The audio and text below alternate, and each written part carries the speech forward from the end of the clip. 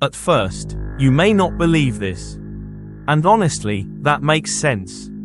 From the moment we're born, we're trained to trust only what we can see, measure, and logically explain. If it can't be proven, we're told it's unrealistic. If it can't be touched, it must not be real. We're taught that life changes only through effort, struggle, and force. That results come after exhaustion. That hope is something you earn, not something you claim. And for a long time, I believed that too. There was a period in my life where everything felt stuck. Not dramatically broken, just quietly failing. I tried. I pushed.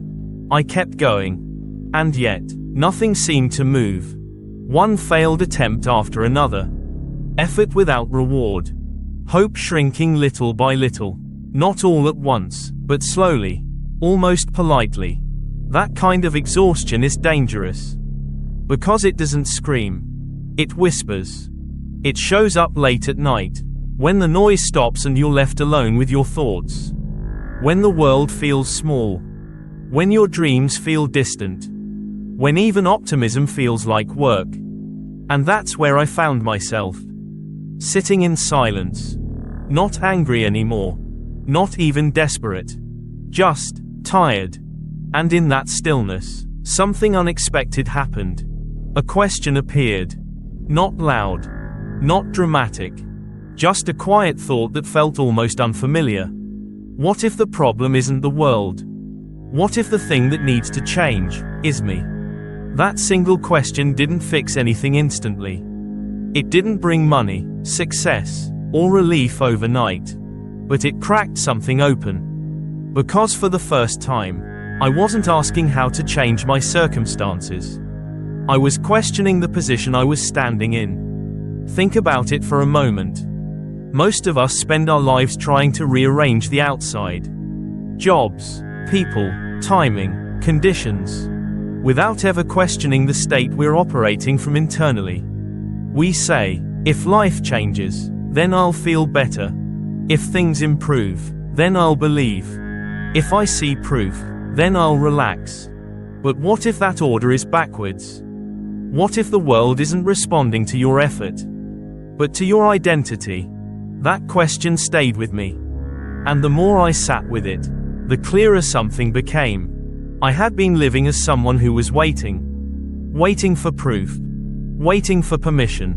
Waiting for circumstances to validate my hope. And that waiting itself was shaping my reality. Because the world doesn't reflect what we want. It reflects who we are being. That realization wasn't comforting at first. It was confronting. Because if I was part of the problem, then I was also part of the solution. And that's where the shift began. Not by forcing belief. Not by pretending everything was fine. Not by denying reality. But by becoming curious about a different idea. What if change doesn't start with action, but with assumption? What if the unseen isn't imaginary, but foundational? That quiet moment, that single question, was the beginning of a new way of seeing. Not the end of struggle, but the end of blind effort. And from that point on, life stopped asking me to try harder, and started asking me to see differently. Let me be very clear about this from the beginning. What happened next had nothing to do with luck.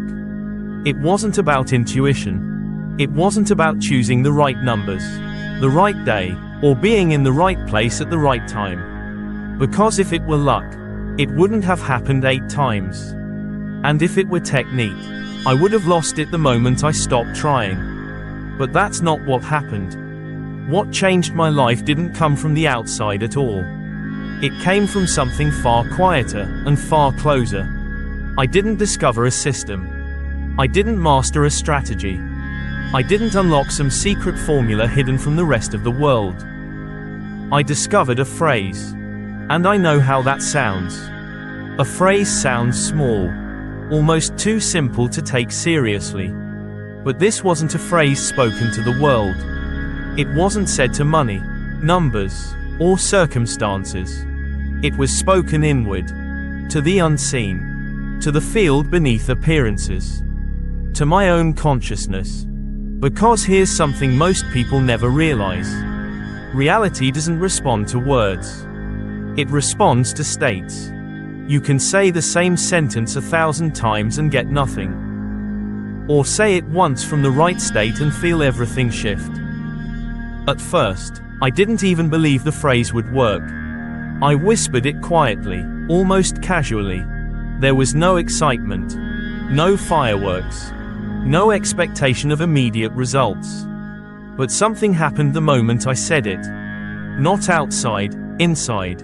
There was a subtle change. A soft settling. A warmth that felt strangely familiar, like remembering something I had forgotten. And that's when I realized something important. Most people speak from what they see. They say, I'm broke. I'm unlucky. I never get chosen. And the world faithfully mirrors that assumption back to them. But when I spoke this phrase, I wasn't describing my circumstances. I was declaring a position of being. I didn't say it like a wish. I didn't say it like a hope. I said it as if it were already true. And that's the difference most people miss. The phrase itself wasn't powerful. The feeling behind it was. I wasn't trying to convince the universe. I wasn't asking for permission.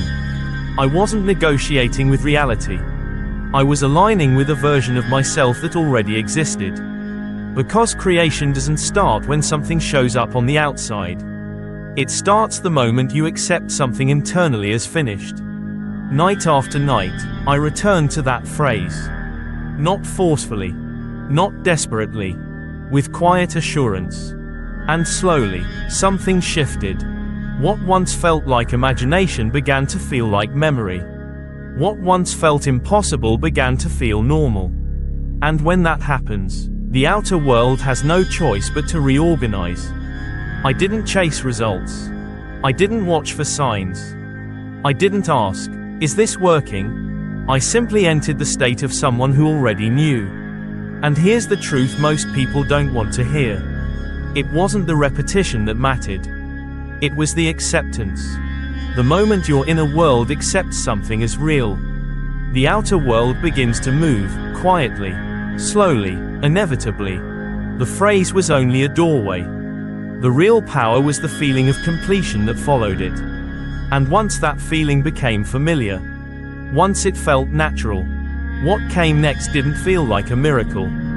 It felt like confirmation. Because the world wasn't changing randomly. It was finally catching up to who I had already decided to be. Here's where the real principle reveals itself, and this is where most people unknowingly work against themselves. Most human beings speak from what they can see. They look at their bank account and say, I'm poor. They look at their past and say, this never works out for me. They look at their circumstances and say, this is just how my life is. And the world listens. Not because it agrees, but because it reflects. Reality doesn't argue with you. It mirrors you. So when someone repeatedly speaks from what they see, the world faithfully echoes that assumption back, again and again. But I did something different. I didn't speak from the facts. I didn't speak from appearances. I didn't speak from what my senses were reporting. I spoke from a state of already having. And that distinction changes everything. Because the law of assumption doesn't respond to words spoken in hope. It responds to identity spoken as truth. When I used the phrase, I didn't say it as a request. I didn't say it as a prayer. I didn't say it with desperation hidden underneath. I said it the way you state something obvious. The way you say your name. The way you say where you live. The way you say something that requires no proof because it already is. There was no begging in it. No convincing. No emotional strain. And that's important. Because the moment you beg, you're assuming you don't have. The moment you doubt, you're assuming uncertainty. The moment you ask if it will work, you've already stepped out of the state.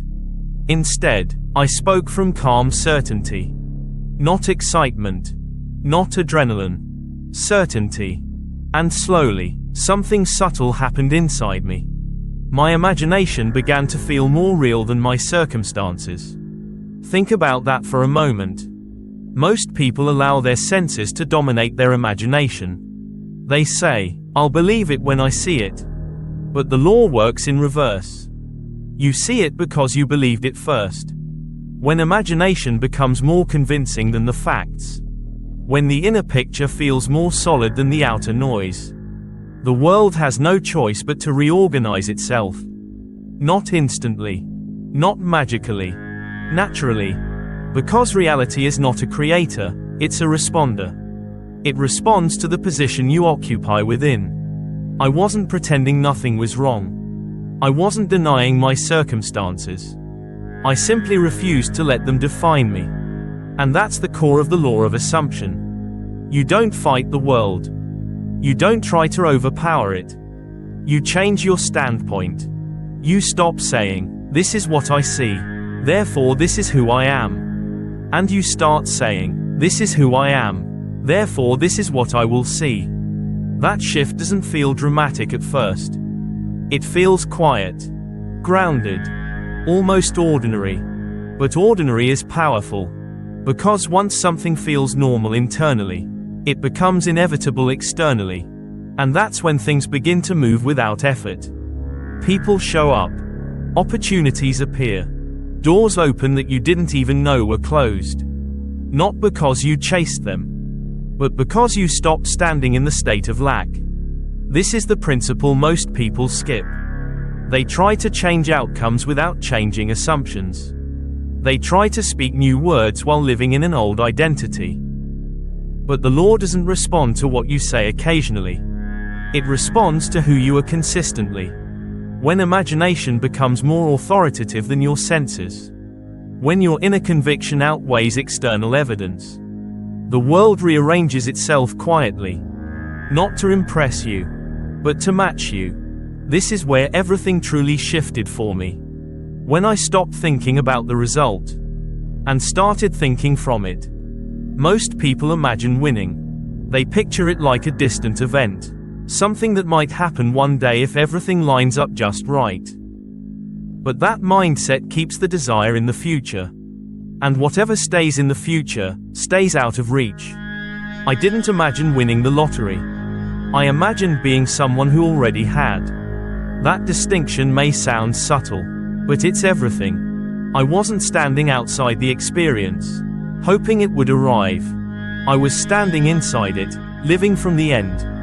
Every night, before sleep, I followed the same simple practice. No effort, no strain. I would lie down, close my eyes, and slow my breathing. Not to relax, but to quiet the surface noise of the mind. As my body softened, I allowed myself to feel the experience as already complete. Not vividly at first.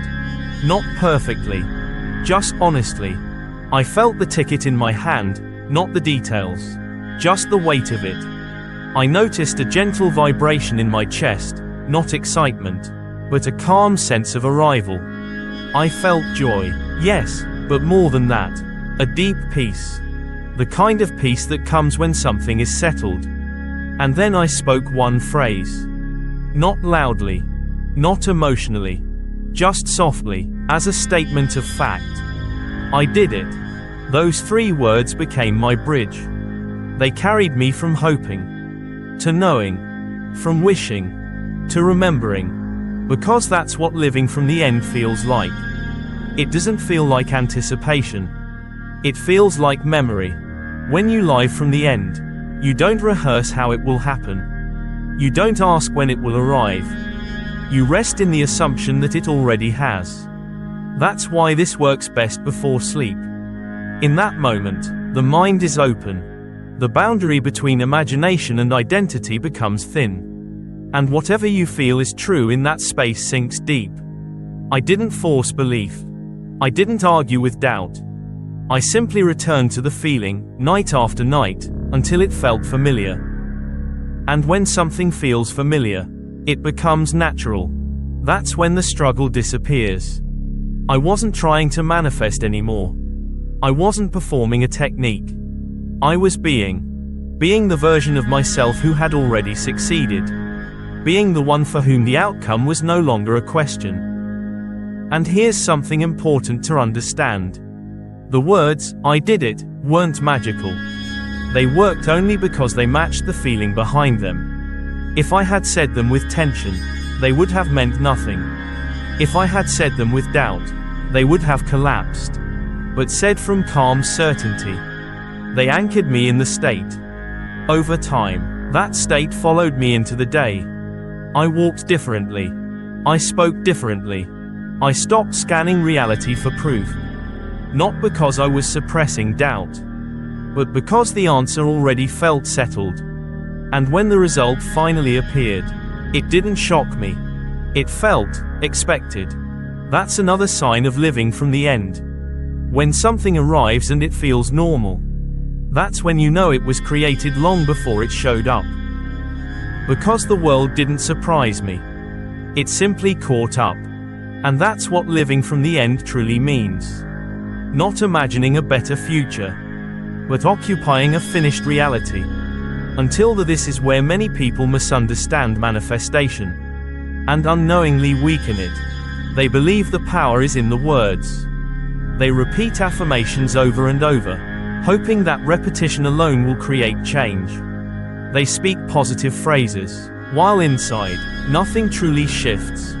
And that's why nothing happens. Because words without feeling are empty. They carry no authority. Repetition by itself is not creation. It's noise, unless something deeper accepts it. What gives words power is emotion. Not emotion as excitement. Not emotion as hype. But emotion as acceptance. Emotion is the language of consciousness. It's how the unseen understands you. You don't convince reality with logic. You signal it with feeling. That's why someone can say, "I am successful," 1,000 times, and still feel unsuccessful. And another person can say it once, quietly, and have everything begin to move. The difference isn't the phrase. It's the state behind it. When I spoke my phrase, I didn't force belief. I didn't try to overpower doubt. I allowed myself to feel the outcome as real. And feeling is what turns imagination into fact. Because imagination alone is neutral. Emotion gives it weight. Think about memories from your past. The ones that stayed with you weren't logical events. They were emotional ones. Your consciousness records what you felt, not what you thought. And creation works the same way. The moment you emotionally accept something as done, it begins to solidify. That's why repetition without acceptance fails. You can repeat a phrase endlessly. But if inside you're still waiting, still checking, still hoping, you're communicating lack. And reality responds to that perfectly. But when you accept the end emotionally, when you let the feeling of completion settle, something changes. You stop chasing proof. You stop asking, "Is this working?" Because emotionally, it already has. And here's the most important sign you've entered the right state. When the result finally appears, you're not shocked. You don't feel overwhelmed. You don't feel disbelief. You feel familiarity. Almost like, of course. That's how creation is supposed to feel. Not dramatic. Not explosive. Natural. Because you've already lived it inside. I noticed this clearly when things began to show up. There was no rush of adrenaline. No disbelief. Just recognition. Like meeting someone you already know. That's when I understood something deeply. Manifestation doesn't feel like magic when it works. It feels normal. And that's the test.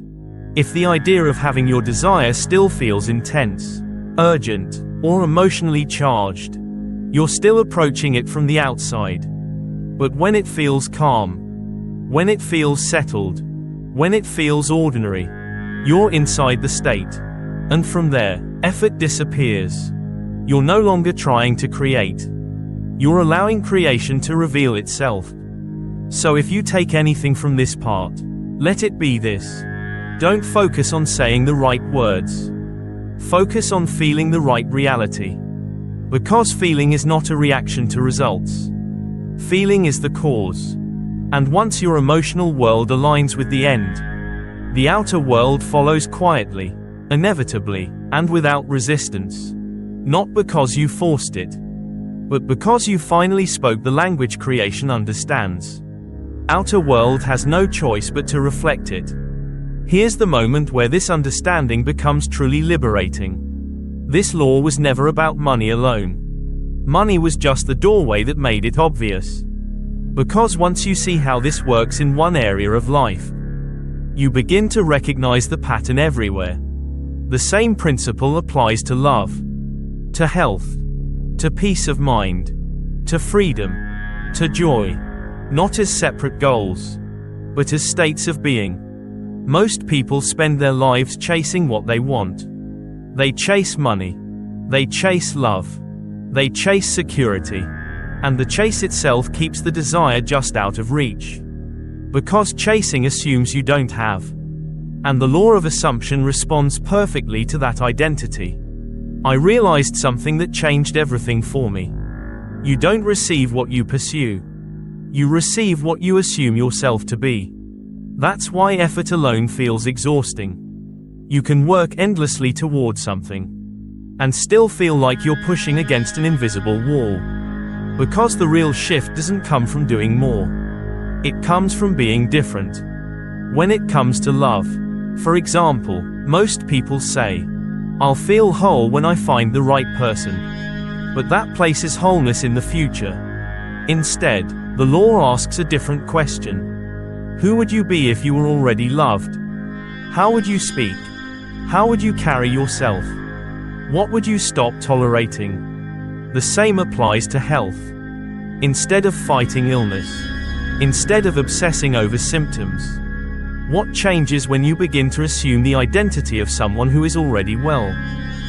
Not pretending, not denying reality, but gently shifting your self-concept.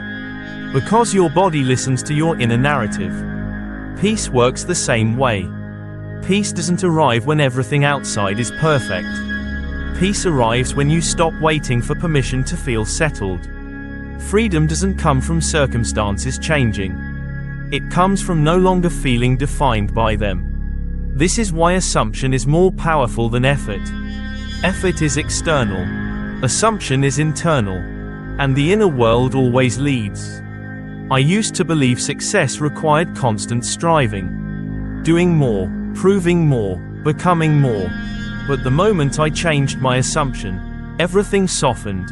Life stopped feeling like a battle. Not because challenges disappeared, but because my relationship to them changed. I stopped trying to force outcomes. I stopped needing to control the timing.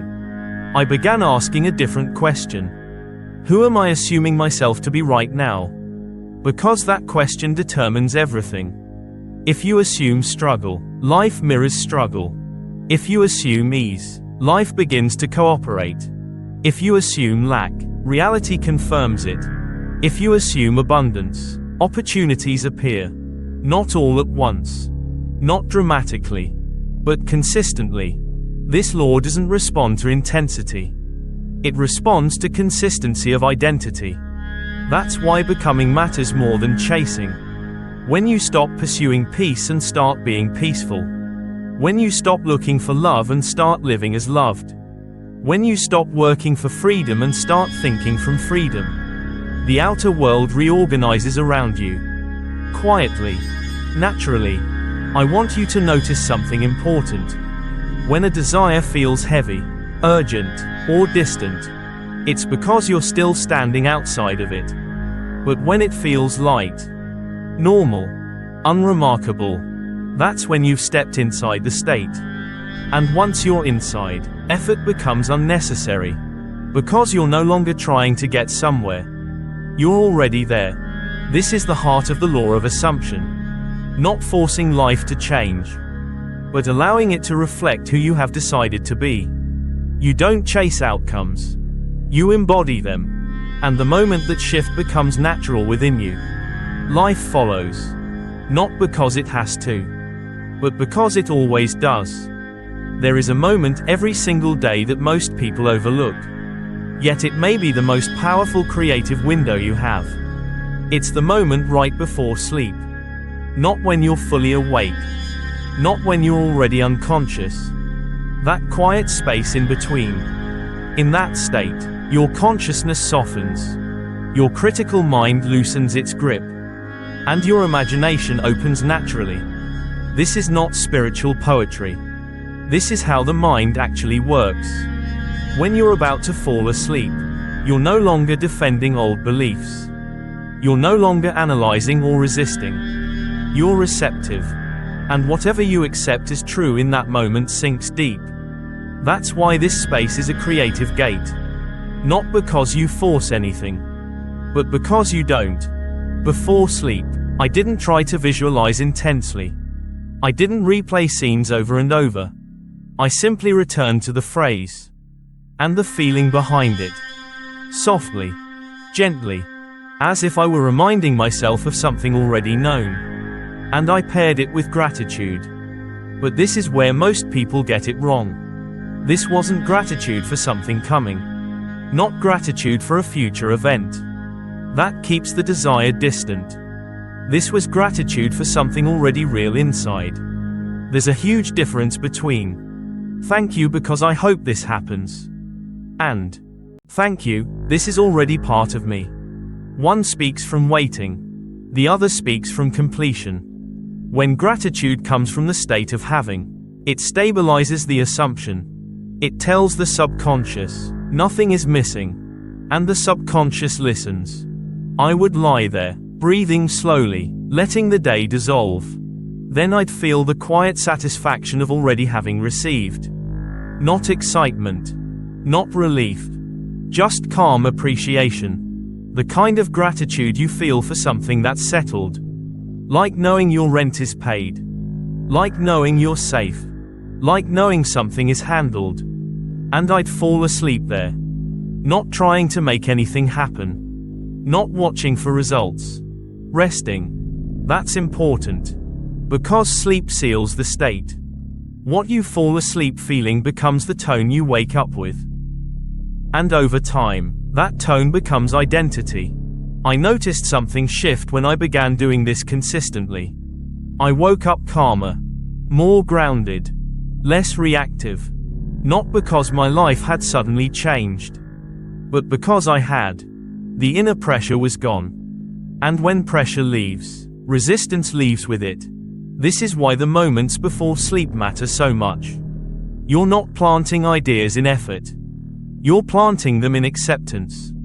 And acceptance is creation. That's also why gratitude magnifies everything. Gratitude says, this is done. Hope says, maybe someday.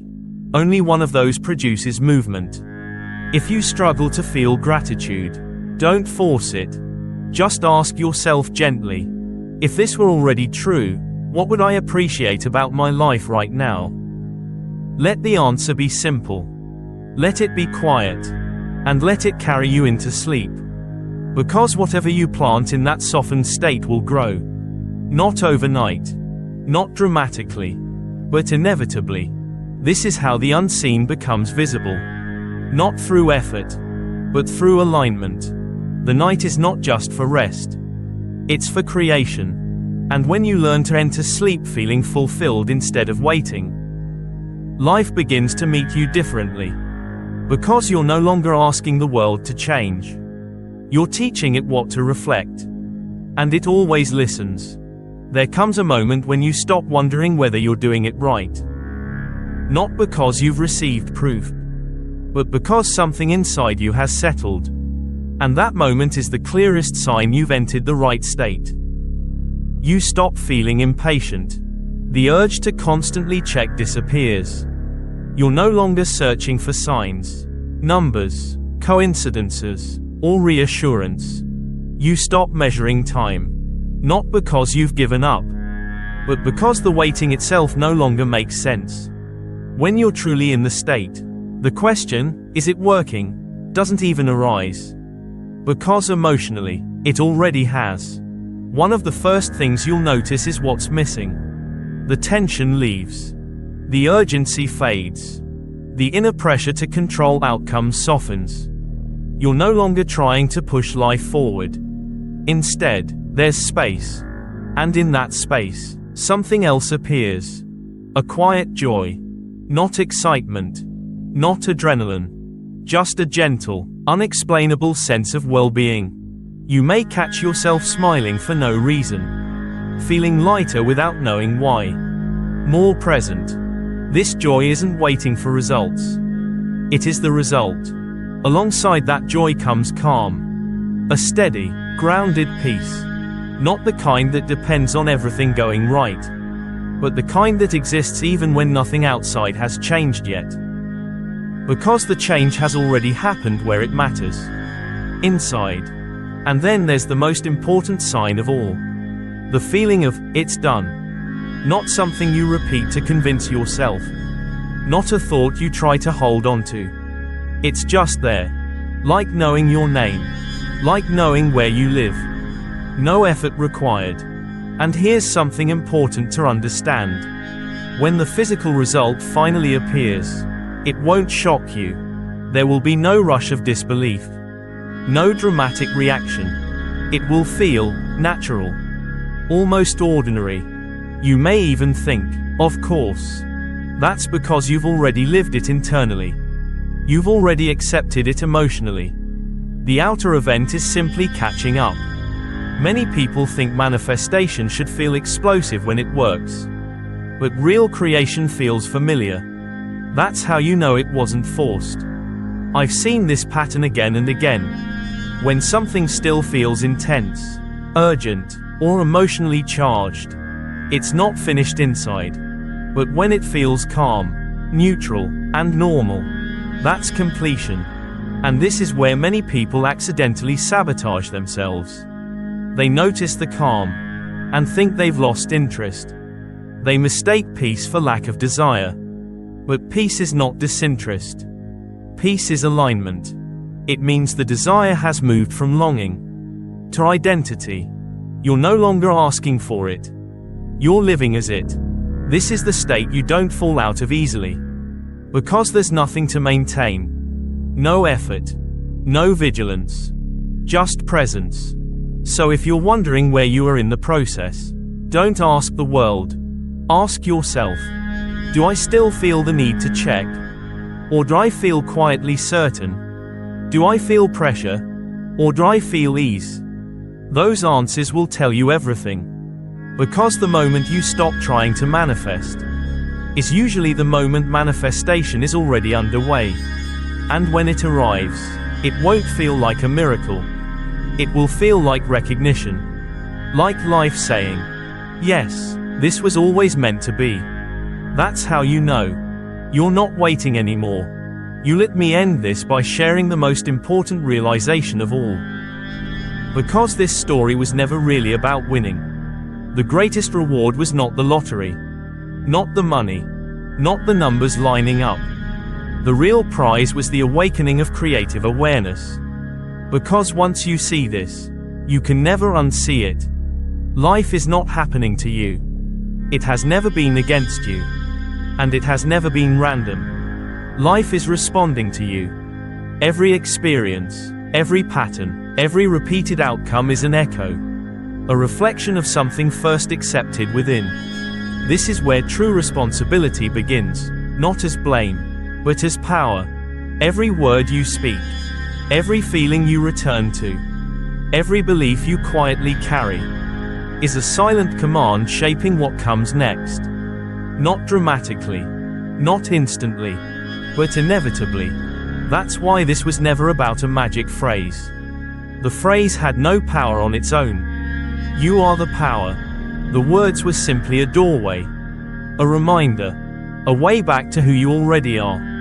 When you speak from fear, life reflects fear. When you speak from lack, life confirms lack. When you speak from certainty, life rearranges itself to match. This isn't superstition. It's identity in motion. And the moment this clicked for me, something changed permanently. I stopped seeing life as something to chase. I stopped waiting for permission. I stopped asking whether I deserved more. I understood something simple and profound. You don't manifest what you want. You manifest what you assume yourself to be. That's why belief always comes before evidence. That's why feeling always comes before form. When you believe before you see. When you feel before you have. You step out of the role of the seeker. And you enter the role of the creator. Seekers wait. Creators assume. Seekers look outward. Creators move inward. Seekers hope the world will change. Creators change position, and let the world follow. This is not about forcing faith. It's about relaxing into truth. You don't strain to believe the sun will rise. You simply know it will. That same knowing is what transforms imagination into experience. And once you understand this, life becomes gentler. You stop rushing. You stop fighting time. You stop needing constant proof. Because peace becomes your confirmation. The moment you can sit quietly and feel, it's already done. Without tension. Without urgency. Without effort. You've already received it. The world will catch up in its own rhythm. It always does. So if there's one message I want you to carry with you, it's this. The phrase is not magic. You are. The power was never outside you. It was never in chance, luck, or timing. It has always been in your assumptions. Quietly shaping everything. The instant you trust that. The instant you stop asking life to prove itself. The instant you choose to feel whole now, something irreversible happens. You wake up. And once you wake up, you no longer live as someone waiting for miracles. You live as someone who understands that creation begins within and ends, inevitably, in experience. That is the real victory.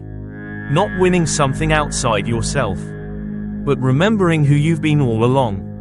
Re-home.